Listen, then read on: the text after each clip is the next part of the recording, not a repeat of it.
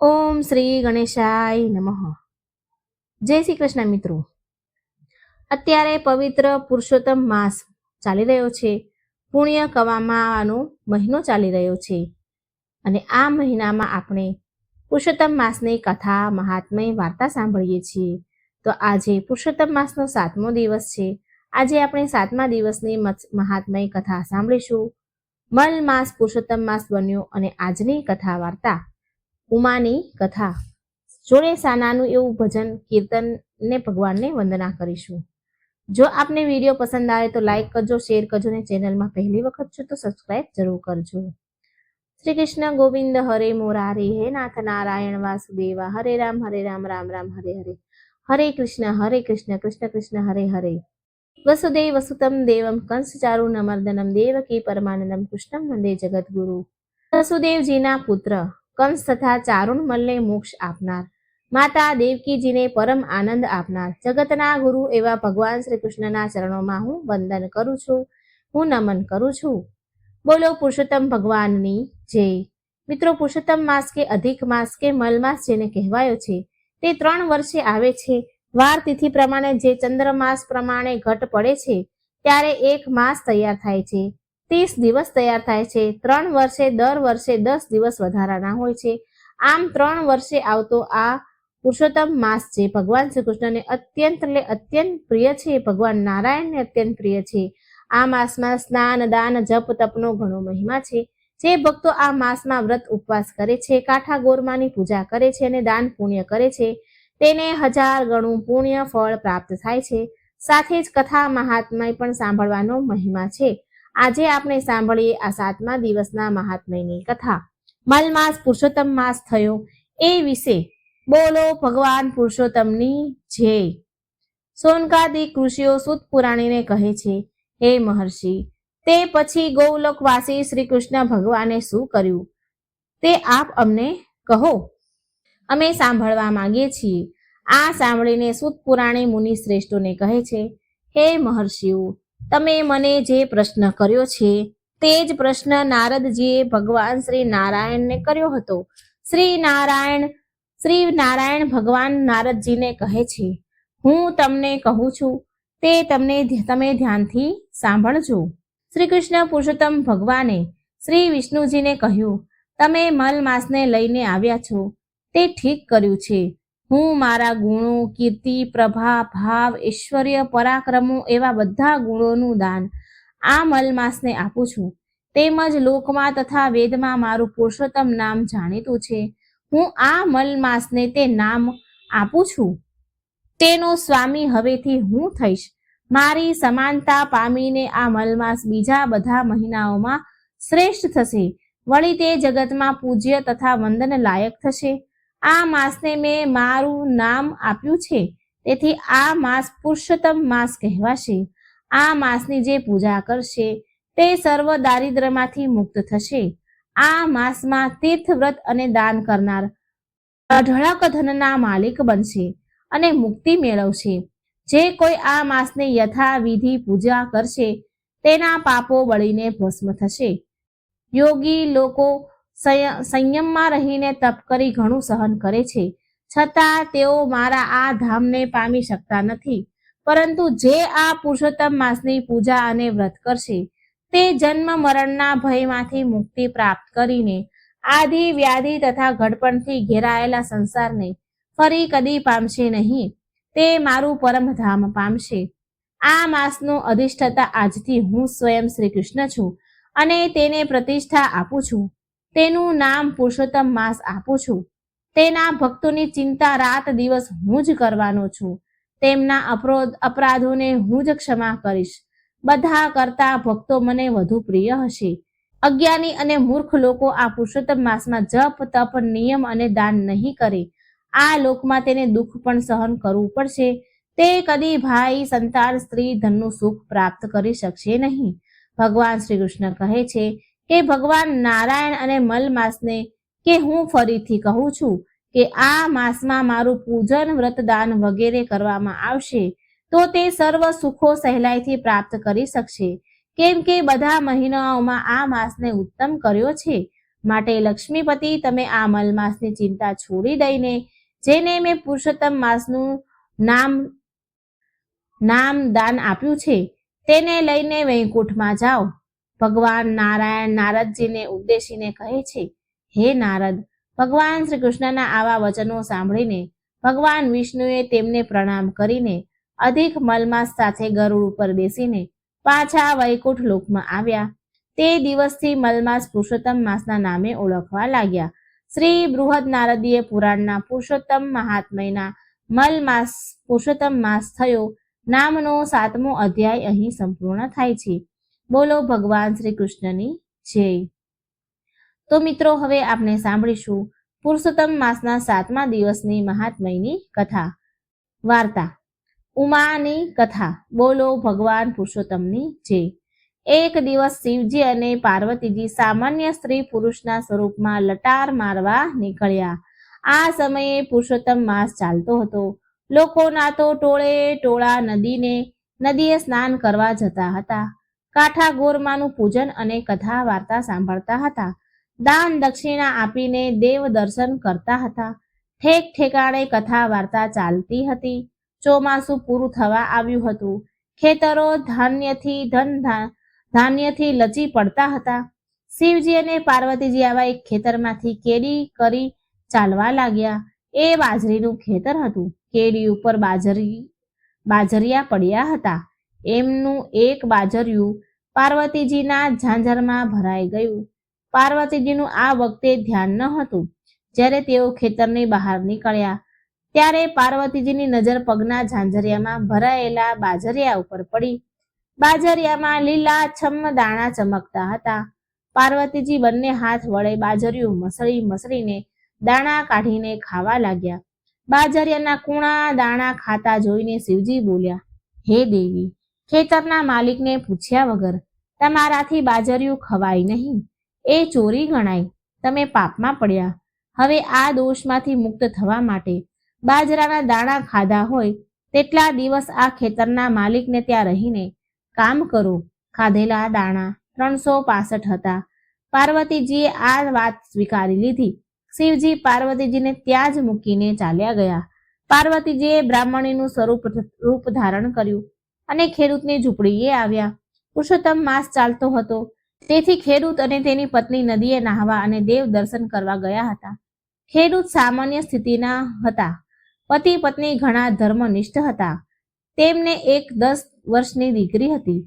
પાર્વતીજી ઝૂંપડી નજીક ગયા. ખેડૂત પતિ પત્ની ઘેર આવ્યા એટલે પાર્વતીજીએ તેમને કહ્યું, હે ખેડૂત ભાઈ, હું એકલી જ છું. મારું કોઈ નથી. મને કોઈ કામે રાખો. 2 ટક ખાઈશ અને કહેશો તે કામ કરીશ. ખેડૂત દયાળુ હતા. તેણે કહ્યું, બહેન, તમારે ખુશીથી રહો. ખાવાની ખોટ નથી, પણ તમારું નામ જણાવો. પાર્વતીજી આ સાંભળીને બોલ્યા, ભાઈ, મારું નામ ઉમા છે અને હું જાતે બ્રાહ્મણ છું. પાર્વતીજીના પગલાં ખેડૂતના ઘરમાં પડતા ખેડૂતના ઘરમાં સમૃદ્ધિ આવવા લાગી. 10 ગણો પાક થયો. ઉપરાંત ગામ પણ સુખી થયું. રોગ, બીમારી, શોક, સંતાપ ગયા. ખેડૂતના કુટુંબ સાથે તે એટલા બધા હળી મળી ગયા કે બધા તેમને ઉમા કહેતા. પુરુષોત્તમ માસ પૂરા થયા. ખેડૂતને તેનું ધામે ધૂમેથી ઉજવણું કર્યું. વખત વીતતો ગયો. પાર્વતીજી આનંદને પ્રેમથી બધું કામ કરી રાંધીને બધાને જમાડે. આમ કરતા 300 દિવસ પૂરા થયા. એક દિવસ ગામના લોકો ભેગા થયા અને કાશીની જાત્રા કરવા સંઘ કાઢવાનું નક્કી કર્યું. ખેડૂત અને તેની પત્ની પણ સંઘમાં જવાની ઈચ્છા થઈ. ખેડૂત અને તેની પત્નીને પણ સંઘમાં જવાની ઈચ્છા થઈ, પણ દીકરી 10 વર્ષની હોવાથી ઘર કોણ સંભાળે તેની મૂંઝવણમાં પડ્યા. ઉમા માં ખેડૂતની આ મૂંઝવણ કળી ગયા અને પોતે તેમના ઘરનું ધ્યાન રાખશે, સંભાળશે તેમ કહ્યું. જેથી ખેડૂત પતિ પત્ની પણ સંઘમાં જોડાયા અને આખું ઘર ઉમાને સોંપ્યું. વિદાય વેળાએ ઉમાએ ખેડૂતને લાલ રંગનું વસ્ત્ર આપ્યું અને કહ્યું, ભાઈ, આ વસ્ત્ર લેતા જાઓ અને ગંગાજીમાં નહાતી વખતે આ વસ્ત્રને અર્પણ કરી દેજો અને કહેજો કે ઉમાએ ભાવથી મોકલ્યું છે, માટે હાથો હાથ સ્વીકારજો. ખેડૂત મનમાં હસ્યા, પણ ઉમાને ખોટું ન લાગે એટલા માટે વસ્ત્ર લઈ લીધું જ અને પોટલામાં મૂકી દીધું. સંઘ તો વાજતે ગાજતે રવાના થયો. પુષ્કળ ગાડા જોડાયા. રસ્તામાં આવતા યાત્રાધામમાં દર્શન કરતા સંઘ કાશી પહોંચ્યો. આખો સંઘ ધર્મશાળામાં ઉતર્યા. સ્નાન કરી કાશી વિશ્વનાથજીના દર્શન કર્યા. પછી ભોજન લઈને બધા આરામ કરે. બીજા દિવસે પ્રાતઃકાળે સૌ ઉઠીને નિત્ય કર્મથી પરવારીને મણિકર્ણિકા ઘાટ પર સ્નાન કરવા ગયા. ગંગા સ્નાનનો એટલો બધો હરખ હતો કે ઉમાનું વસ્ત્ર તો પોટલામાંથી લેવાનું જ રહી ગયું. પોટલું ધર્મશાળામાં પડ્યું રહ્યું. સ્નાન, ધ્યાન, દેવ દર્શન અને દાન દક્ષિણામાં 5 દિવસ વીતી ગયા. સંઘ પાછો ફર્યો. પાછા ફરતા અડધા રસ્તે ખેડૂતને યાદ આવ્યું કે ઉમાનું તે વસ્ત્ર તો પોટલામાં જ પડ્યું રહ્યું. ખેડૂતનો જીવ બળવા લાગ્યો.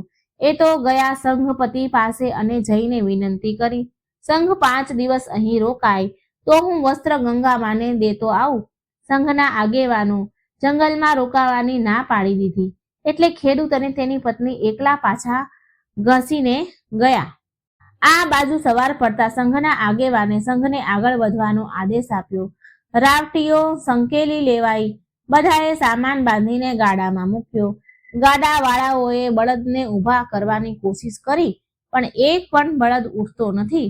બળદને લાકડી વડે ઘણા માર માર્યા છતાં બળદ ઊભો ન થાય. આખો સંઘ મૂંઝાઈ ગયો. હવે શું કરવું?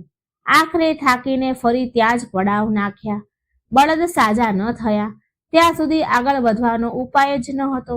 આ બાજુ ખેડૂત અને તેની પત્ની ચાલતા ચાલતા 5 દિવસ કાશીએ પહોંચ્યા. તેઓ સીધા ગંગા ઘાટ પર ગયા. પ્રથમ સ્નાન કર્યું. પછી પતિ પત્ની કેડ સમા પાણીમાં જઈને ઊભા રહીને ગંગાજીને પ્રાર્થના કરવા લાગ્યા કે હે મા ગંગા, ઉમાએ આ વસ્ત્ર મોકલ્યું છે, હાથો હાથ લ્યો તો આપવાનું છે. ત્યાં તો ચમત્કાર થયો. જળમાંથી રત્ન કંડળ પહેરેલા 2 હાથ બહાર આવ્યા અને વસ્ત્ર સ્વીકારીને અદૃશ્ય થઈ ગયા. ખેડૂત અને તેની પત્ની આ જોઈ આશ્ચર્ય સાથે ગદગદ થઈ ગયા. આજે ખેડૂતને ઉમાના સતનું પારખું થઈ ગયું. પછી તેઓ પોતાના ગામ તરફ જવા નીકળ્યા. અધવચ્ચે જંગલમાં સંઘે પડાવ નાખેલો જોઈ ખેડૂતને નવાઈ લાગી કે સંઘ તો જતો રહેવાનો હતો, હજી અહીં કેમ છે? તેઓ સંઘના આગેવાનને મળ્યા. આગેવાને જણાવ્યું કે જે દિવસથી તમે અહીંથી ગયા તે દિવસથી આપણા બધા બળદો માંદા પડી ગયા છે. તેઓને સારું થાય ત્યારે જ અહીંથી ઉપડવાનું છે. ખેડૂત અને તેની પત્ની બળદો પાસે ગયા. તેઓ બળદ પાસે જઈને હાથ ફેરવતા ગયા. થોડી વારમાં બધા બળદો સાજા થઈ ગયા. આખો સંઘ ખેડૂત અને તેની પત્નીની ભક્તિના વખાણ કરવા લાગ્યા. થોડી વારમાં સંઘે પડાવ ઉઠાવ્યો. રસ્તામાં ખેડૂતે ઉમાનું વસ્ત્ર ગંગા મૈયાને હાથો હાથ લઈ લીધું. તે જણાવ્યું. ઉમાનું આવું સત જાણીને લોકો વિભિન્ન વાતો કરતા હતા. આમ કરતા સંઘ ગામને પાદર આવ્યો. સંઘના સામૈયા થયા. ઢોલ વાગ્યા, મંગળ ગીતો ગવાયા. બધા ધૂન હરિ કીર્તન કરતા કરતા ગંગામાં પ્રવેશ્યા. 360 દિવસ પૂરા થયા હતા. હવે ફક્ત 5 દિવસ બાકી હતા. ગામના લોકોએ ગંગા મૈયાએ ઉમાનું વસ્ત્ર જાતે આવીને સ્વીકાર્યું તે વાત જણાવી. ત્યારથી ઉમાના દર્શન કરવા ગામ લોકો ખેડૂતને ત્યાં આવવા લાગ્યા. આમ 3-4 દિવસ નીકળી ગયા. છેલ્લો દિવસ બાકી હતો. છેલ્લા દિવસે ઉમા બોલ્યા. ઉમા ખેડૂતની પત્નીને કહે છે, બહેન, આજે હું ભાઈનું ભાત ખેતરમાં દેવા જઈશ. આજે તો ખેતર જવું છે. ઉમા ભાત લઈને ખેતરે ગયા. ત્યાં શિવજી તેમને છોડીને ગયા હતા. તે સ્થાને આવીને તેઓ અદૃશ્ય થઈ ગયા. ઉમા ભાત લઈને ગયા તે ગયા. ખેડૂત ભાતની રાહ જોતા રહ્યા.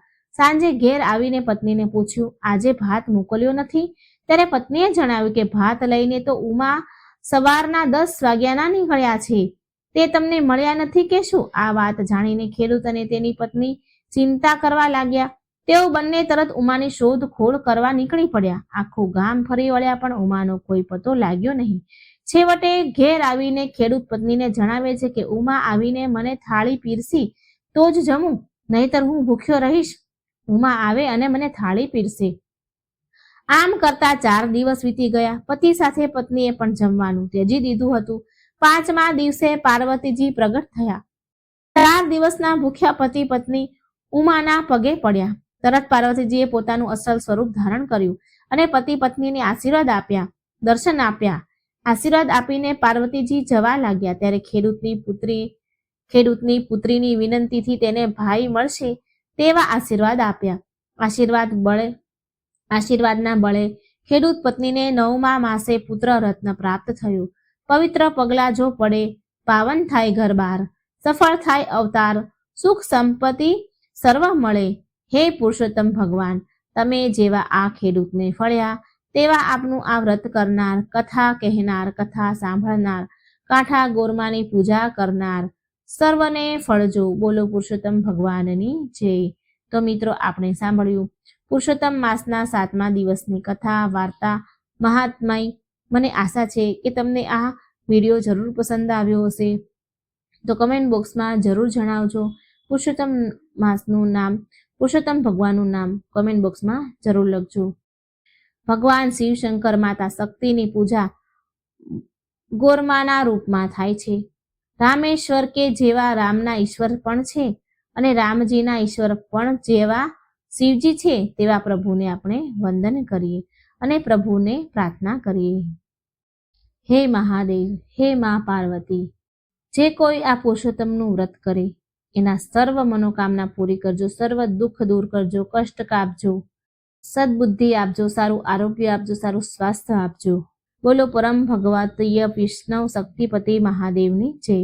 પુરુષોત્તમ ભગવાનનું સ્મરણ કરીને આપણે સૌ બોલીએ, અમે અધિક માસ નદીએ નાહ્યા રે આનંદ ભયો, અમે પુરુષોત્તમ રાયના વ્રત કીધા રે આનંદ ભયો, અમે કાંઠા ગોર માને પૂજ્યા રે આનંદ ભયો, અમે દેવ દર્શન કીધા રે આનંદ ભયો, સાધુ સંતો ભૂદેવોને દાન દીધા રે આનંદ ભયો, અમે ભૂખ્યાને ભોજન દીધા રે આનંદ ભયો. બોલો ભગવાન પુરુષોત્તમ રાયની જય. મિત્રો, મને સાંભળવા માટે ધન્યવાદ. જય શ્રી કૃષ્ણ. રાધે રાધે. Thank you.